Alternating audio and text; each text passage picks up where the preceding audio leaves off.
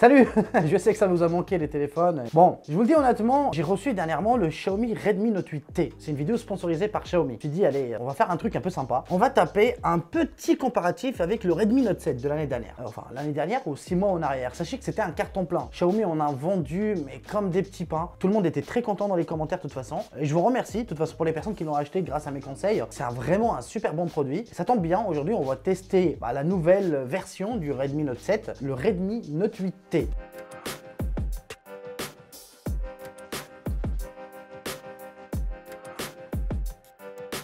Sachez que vous avez un quadruple capteur photo. Déjà, c'est là vraiment du truc qui fait waouh, l'effet waouh de ce smartphone. Vous me connaissez, je m'en bats un peu les steaks, surtout quand je vois qu'il y a des capteurs qui ne servent pas forcément à grand chose, qu'on aurait pu les éviter quoi. Vous allez voir ça dans ce test de son comparatif. Je pense que vous allez trouver ça assez drôle. Je vous avoue qu'il y a beaucoup de points qui le ressemblent. On a le même design, en gros, quasiment la même chose. On a quasiment la même façade, on a quasiment la même taille d'écran, mais on n'a pas forcément les mêmes choses. On n'a pas le même processeur, on n'a pas le même nombre de RAM, on n'a pas forcément exactement la même qualité audio, quelques légères améliorations. Mais il faut voir dans le détail. On sait jamais si vous avez le budget comme ça de prendre un Redmi Note 8T, pourquoi le prendre à la place d'un Redmi Note 7 qui a déjà fait ses preuves. Alors vous le savez très bien, Xiaomi c'est une marque chinoise qui s'est installée en France il y a 2 ans à peu près, qui s'est installée dans les cœurs des personnes il y a plus de 6 ans, parce que c'est une marque qui cartonne de partout. Bon, avant vous avez Honor qui avait vraiment fait carton plein, mais là Xiaomi arrive et dégomme tout le monde. Il nique le game, il baise tout le monde. Voilà, je vous le dis honnêtement, Xiaomi il est arrivé comme ça, ils sont arrivés, bonjour, bonsoir, bonjour, je suis Xiaomi, je vous pisse dessus. Il a pissé sur le marché, mais vraiment, ils cartonnent tout. En Espagne, ils sont les premiers, en Italie, ils sont les deuxièmes, en France, on va leur laisser encore un an et je suis certain qu'ils vont devenir les premiers, mais laissez tomber, ils sont en train de tout cartonner, de tout rafler, parce qu'ils proposent, et de loin, les meilleurs rapports qualité-prix. Ça tombe bien, regardez, là, j'en ai 2, et là, j'ai le Mi Note 10, qui a un smartphone milieu de gamme, qui a aussi 5 capteurs photo. Il est magnifique, il est en AMOLED. Et c'est ça l'avantage de cette marque, c'est que niveau design, ils sont au top. Niveau qualité de finition, ils sont au top. Rapport qualité-prix, imbattable. Ça fait la force de Xiaomi. Et en plus, n'oubliez pas, l'état d'esprit Xiaomi, c'est quoi? Si MIUI, la communauté Xiaomi, parce que c'est une marque qui a vraiment bossé dans le B2B, donc c'est-à-dire c'est d'un client à un autre, c'est de la bouche à oreille, et c'est comme ça que la marque s'est construite. Et vous avez aujourd'hui un gros connard comme moi qui va vous faire un petit comparatif en 10 minutes pour vous juger tout le travail qui a été effectué par cette marque. Alors, pour vous le dire honnêtement, pour moi, le Redmi Note 8T, c'est plus une version rebadgée du Redmi Note 7. C'était un carton plein, ils ont rajouté quelques capteurs, un meilleur processeur, même si de pas beaucoup, mais légèrement mieux. Voilà, un smartphone un peu plus fluide que celui de l'année précédente. Vous allez voir, il n'y a pas énormément de différence. Déjà, comme je vous l'ai dit, niveau design, à l'arrière, qu'est-ce qui change? Vous avez le lecteur d'empreinte digitale plus petit sur le Redmi Note 8T, mais qui est aussi super réactif, même plus rapide que celui du Redmi Note 7. Vous avez 4 capteurs photo, on va voir ça tout à l'heure. Est-ce que ça sert vraiment d'avoir 4 ou pas? Vous avez exactement la même taille d'écran. J'ai l'impression qu'il est très légèrement un peu plus lumineux, mais c'est pratiquement pareil. L'écran il tire un peu vers le froid, c'est ce que j'avais dit pour le Redmi Note 7, aussi l'année dernière, il y a 6 mois en arrière. Le positionnement des boutons, il est identique, il est au même lieu. Vous avez des switches qui sont de très bonne qualité, je vous le dis honnêtement. J'ai eu beaucoup de soucis avec les Galaxy Edge à un moment parce qu'ils étaient très fins sur le côté. Là franchement le bouton cliquable il est très bon, en tout cas même sur le Redmi Note 7. Juste pour info, sachez que ce Redmi Note 7 c'est le smartphone perso de mon fils. Et il y a dessus genre 8 milliards de jeux. Je rigole pas, regardez, il y a vraiment 8 milliards de jeux. Je sais pas si vous arrivez à voir. Voilà, ça c'est mon fils. Ah non, c'est fini. Ah ouais, mais c'est incroyable. Ouais, il a mis un fond d'écran de laisse tomber. Il y a plein de dossiers. Laisse tomber, il y a minimum, genre, je rigole pas, il y a minimum 800 jeux. Vraiment. Il a tous les téléchargé tout, le Play Store, il est jeune. Donc il s'y connaît pas. Dès qu'il voit une pub, il télécharge le pauvre. Mais bref, il arrive quand même à gérer, je vous jure, parfois vous avez quasiment une centaine de jeux qui tournent au fond et il arrive quand même à le faire tourner. Je sais pas comment il arrive à le faire, comment il fait pour qu'il survit. Moi j'aurais déjà pété un plan depuis longtemps. Mais bref, voilà. Donc pour vous dire que c'est vraiment quelque chose qui tient la route. Alors commençons par le plus important. Alors comme on a dit, l'écran. Franchement, je les mettrais à égalité. Sur ce point, égalité parfaite. Je n'ai pas forcément vu beaucoup de différence. Voilà, on voit pas de différence. Peut-être des couleurs un peu plus flashy sur le Redmi Note 8T. Peut-être, voilà. J'ai l'impression que c'est un peu plus flashy. Ouais, là c'est un peu plus froid. Donc disons des couleurs un peu plus pétillantes. Voilà, c'est plus agréable à regarder. Voilà, qu'un écran un peu plus fade. Mais en gros, franchement, l'écran, rien à dire. La dalle, elle est excellente. Dans les deux cas, elle est ultra réactif. Vous n'aurez pas de différence. Vous serez content, peu importe le modèle que vous allez choisir. Sous le capot, c'est là où ça va vraiment se jouer, même si là, il n'y a pas vraiment énormément de différence. Vous avez un Snapdragon 660 sur le Redmi Note 7. Vous avez un 665 sur le Redmi Note 8T. Sachez bien sûr que le Redmi Note 8T, c'est une version plutôt light. Vous avez le Redmi Note 8 normal, vous avez le Redmi Note 8 Pro, lui qui propose sans doute un SoC, un processeur extrêmement puissant. Mais là, en l'occurrence, c'est pour les petits budgets qui ont moins de 200 €. Et c'est vraiment idéal parce que ça fait déjà tourner la machine extrêmement bien. Ça tourne bien, c'est fluide, c'est rapide. Voilà, c'est pas fait vraiment pour les pro gamers, même si je vous ai montré que mon fils arrive quand même à télécharger 800 jeux. Il joue à la quasi-totalité des jeux, même à PUBG, pour vous dire. Ça lag un petit peu quand même, c'est pas fait pour ça. Mais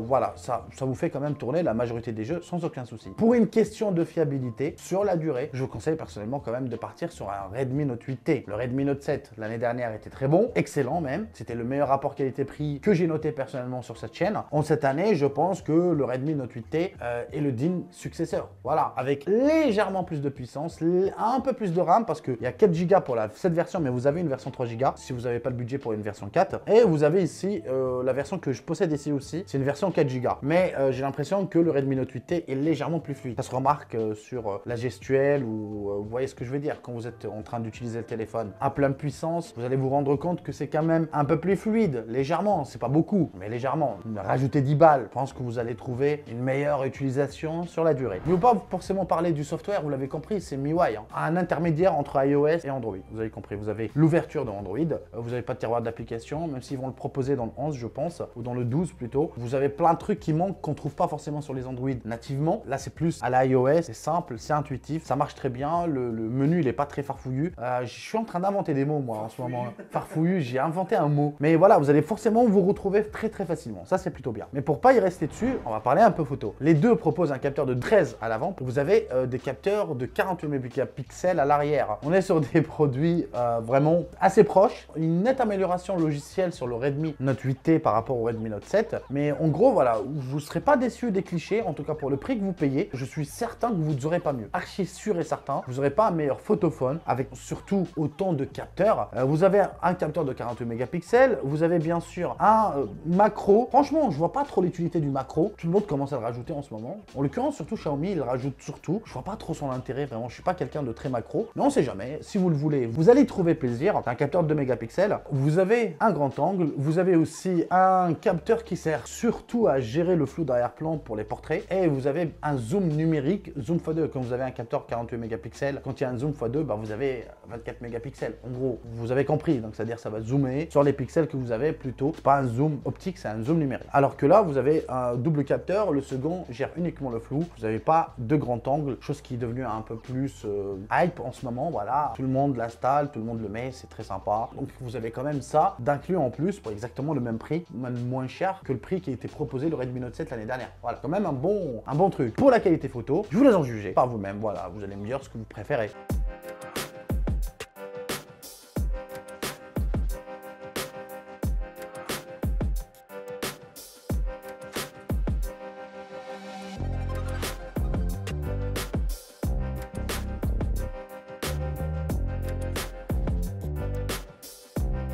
Alors pour la partie vidéo, les deux films en 4K 30 fps, c'est plutôt bien stabilisé en Full HD. La 4K pour ce processeur, c'est un peu logique. Cherchez pas trop midi à 14h. Vous l'avez compris, hein, vous n'allez pas demander la lune pour 200 balles. Si vous avez un gimbal, vous aurez quand même une bonne image. Il n'y a pas trop d'artefacts, mais c'est pas fait pour ça. Filmé en Full HD, ce serait mieux stabilisé. Vous aurez une très bonne qualité de son qui n'est pas stéréo malheureusement, qui est uniquement mono. J'espère que Xiaomi va faire quelque chose pour ça. Si vous êtes en train de m'écouter, voilà, mes potes, faites quelque chose. On aime bien le stéréo ici. Hein. Stéréo, c'est la vie, il faut le savoir. Alors les amis, voilà, on va finir avec la batterie. Vous avez exactement le même nombre de batteries. Du 4000 mAh sur les deux. Vous avez en gros la même autonomie. Vous avez un chargeur 18 watts qui est fourni avec le Redmi Note 8T. Je me rappelle plus du voltage du Redmi Note 7 malheureusement. Je pense que c'est un 18 aussi. Si je me trompe pas, si je me trompe, bah désolé. En tout cas, je le mentionnerai ici dans le montage. Mais j'ai plus l'impression, voilà, très rapide à la recharge. Donc au final, franchement, on est sur juste un smartphone rebadgé. Vous serez pas déçus. Vous avez plus de puissance que sur le Redmi Note 7. Vous avez exactement le même look en gros. Donc les personnes pour les réseaux sociaux, tout ça, je pense que vous allez vraiment trouver votre kiff. C'est fait pour ça. Vous avez un smartphone endurant. Vous pouvez jouer à la majorité des jeux qui ne sont pas forcément très gourmands, ne l'oubliez pas. Vous n'allez pas télécharger Fortnite dessus. Ça sera pas compatible. Je vous le dis directement. Ça pourra pas le gérer. C'est un 665. Vous n'avez pas forcément un 855. Vous avez compris, ou même un 700. Là, c'est un 665. C'est un très très bon processeur quand même d'entrée de gamme. Ça fait tout tourner quasiment, les réseaux, tout ça. Vraiment très fluide. Mais lui exigeait pas beaucoup de choses quand même. Alors, pour le prix de moins de 200 balles. Alors, on arrive à le trouver à 179 €, à